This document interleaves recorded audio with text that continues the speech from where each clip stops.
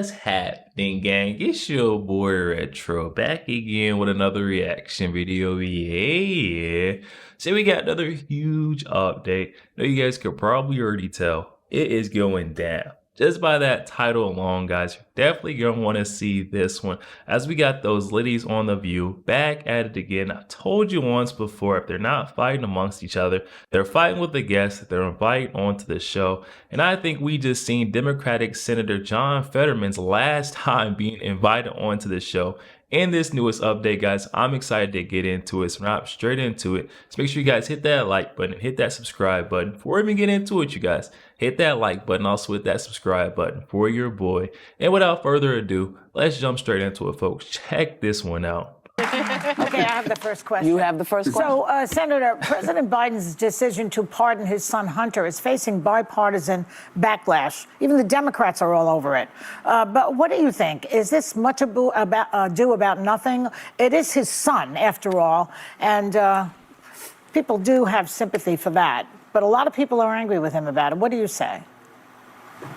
Oh, well, I think it's undeniable that the case against Hunter Biden was really politically motivated. But I also think it's true that the trial in New York for Trump that was political as well too. Now it's that, and in both cases, I think a pardon is appropriate, and I really think collectively, America's confidence in these kinds of institutions have been damaged by these kinds of cases. And I agree with John Fetterman on one of those points, saying that it was political, come after Donald Trump, but the whole Hunter Biden thing, you gotta think about his long string of crimes. This is the only time he's actually got caught or nabbed, one single time. America's confidence in these kinds of institutions have been damaged by these kinds of cases. And we cannot allow these kinds of institutions to be weaponized against our political opponents. And it's very clear both trials were politically motivated and weaponized that on the other side. They'll say that about the J6 people too, though, right? That's what they're going to say on the other side. That is weaponized also. I'm not referring to that. I'm talking about the New York trial. And now the Democrats on our side were now. Look at Joy Behar. Oh my, finally a Democrat that can see through and see reality. I mean, come on, doesn't live in a false reality bubble. He comes out calling it straight how it is, saying, hey, that's not even what I'm talking about right now. They always try to do that. They try to divert, blame on something else, J6. Joy Behar tried to do it right there. John Fetterman just stops her in tracks. That's not what I'm talking about at all. Come on, y'all. They'll say that about the J6 people too, though, right? That's what they're going to say on the other side. That is weaponized also. I'm not referring to that. I'm talking about the New York trial. And now the Democrats on our side there were some that were gleeful, calling it like, now he's a convicted felon and those things. And now for our party, we were talking about criminal justice, and we are now talking about second chances. And now all of a sudden now you're like, well, he's a convicted felon and all these things. And now clearly, again, both of those trials, the Hunter Biden one and the trial in New York for Trump, that was politically motivated. And those kinds of charges would have never been brought unless one side could realize that they could weaponize that. Another great point. John Fetterman is bringing it up. This is supposed to be the party on the left of second chances, but then it comes to Donald Trump. They're running with this narrative, false narrative, that say that this guy is a convicted felon. He should have never even been allowed to be in the race, the presidential race. I mean, come on, you guys. He's making all valid points here, and I'm not hearing any rebuttal coming from those ladies on the panel of The View. I'm pretty sure their mics are still on. Where are they at? You will also have plans to work with the administration as to how to remedy a lot of the death and destruction that happened in Gaza as well. I know you've spoken about that. Let me ask you this, though. Since Trump's win, there's been a lot of soul searching on the Democratic side, people needing answers on what went wrong. Do you think that is helpful? And do you think there should also be some soul searching on the Republican side who need to analyze why they would nominate a convicted felon who ran on lies, threats of retribution, and concepts of a plan? Why? That's right there. That shows you. I'm not sure how they still allow ABC out to be ashamed of themselves, letting Sonny get up there time in, time out. The hateful narrative, the false narratives that she gives out. I mean, why would the Republic, why would we need to do any soul searching if we're the winners?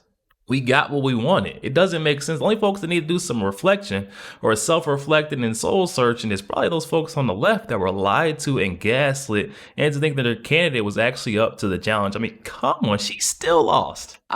Who need to analyze why they would nominate a convicted felon who ran on lies, threats of retribution, and concepts of a plan. I haven't spent any of my time after the election freaking out or just thinking about. I mean, here's where we are, and I would like to remind everybody that that's the way democracy works. I was warning people that before the election that you have the risk. If Trump wins, then he's going to get the House. He's going to have the Senate, and now you have the Supreme Court with a strong conservative slant now too. So here's we are, and for the next 2 years, Trump and the GOP is going to be able to drive this narrative. That's undeniable. That's a fact as well, too. And the last, kind of like that emergency break right now is the filibuster in the Senate. And then otherwise, they'll be able to just run any kinds of laws through Congress, and now the Supreme Court would likely back them up as well, too. John Fetterman laying it all out there, guys. Who would have thought John Fetterman would be the voice of reason here? But I mean, when you're amongst that kind of company, you would expect it. I mean, the ladies on The View, no ration, no reason whatsoever. Sonny Hostin just wants everyone to panic and freak out because of Donald Trump being elected in. But this is what the folks wanted. This is what's called democracy. When we all vote for the candidate we want, the folks who won aren't going to freak out. And I don't think the folks that lost should freak out either. You just need to do a little bit of self-reflecting and try to figure out, pinpoint where you went wrong.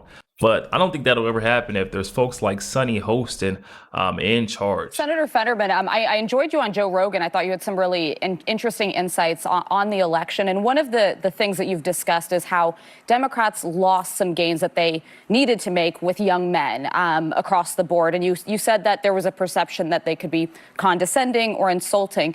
Can you explain what you meant by that? And how do you think Democrats need to be talking to men in a way that perhaps they weren't this cycle? Oh, yeah, no, I mean, it's become more and more difficult.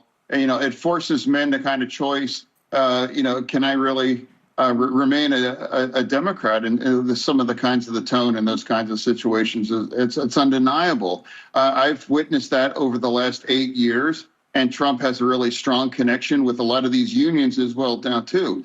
And it was very clear that we've lost a lot of that. That migration has already been well underway. And here we are now. And now whether it's bros or the manosphere and all these, I mean, those are negative kinds of terms. And if you talk down with them or you make them part of the problem, or it's all because of you and your fault, then of course they're going to find an alternative. And that's what they've done that. And, I believe in having a conversation on anyone that's playing it straight. I'm delighted. I'm happy to be on your show. Or with Joe Rogan, I'm a fan of his as well, too. Or Bill Maher, all of these people. Yo, there we have it, guys. John Fetterman, Democratic senator. Would you believe that? Showing up, shutting down ABC's The View. I mean, come on, you guys. You've seen the looks on all those faces of those hosts. He's simply telling it how it is. Who would have thought? John Fetterman coming out, calling the balls and the strike straight down the middle. No bias whatsoever. The way he shut down that Joy Behar when she tries to randomly throw J6 in there, and he's like, hey, that's not even what I'm talking about. Don't try to start throwing words into my mouth. That's not what we're doing here. And then Sonny Hostin the same old tired playbook where she's saying, hey, do we need some soul searching over there on the right too? The Democrats have been doing a lot of soul searching after this massive landslide loss. Don't you think they should be doing it also? I mean, come on. That just shows you right there. Sonny Host is just still lost as could be. She lives in a false reality bubble, and I don't think she's coming out anytime soon, guys. Definitely hop in the comment section, though. Let me know your thoughts, what you're making of it all. Also, make sure you guys hit that like button and hit that subscribe button. If you enjoy more content like this, catch you guys on the next one.